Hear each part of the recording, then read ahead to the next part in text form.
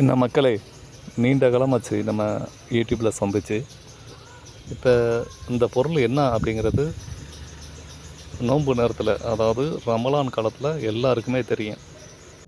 இந்த விதை நோன்பு காலத்தில், அதாவது ரமலான் ஃபாஸ்டிங் முடிக்கிற நேரத்தில் சர்பத் கலக்கிறதுக்காக இதை பயன்படுத்துவாங்க. இது ரொம்ப ஆரோக்கியமான மருத்துவ குணம் கொண்ட இந்த விதை. இது பெரும்பாலும் ஃபாரின்லேருந்து வர்றவங்க நிறைய பேர் இதை கொண்டு வருவாங்க. இதில் ஒரு 5-6 விதையை தண்ணியில் ஊற போட்டு கிட்டத்தட்ட ஒரு 7-8 மணி நேரம் ஊறிய பிறகு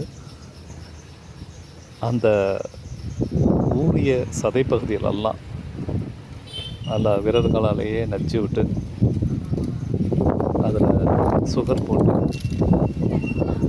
அல்லது சர்பத்து பாவு ஊற்றி அதில் கொஞ்சம் பிசுனும் கலந்து லெமன் எலுமிச்சம்பழம் புழிந்து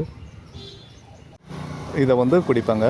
இதனால் உடல் ஆரோக்கியம், அதாவது உடலுடைய ஹீட் எல்லாம், சூடு எல்லாம் தணிஞ்சு நல்ல குளிர்ச்சியான உடல்நிலையை கொடுக்கும்.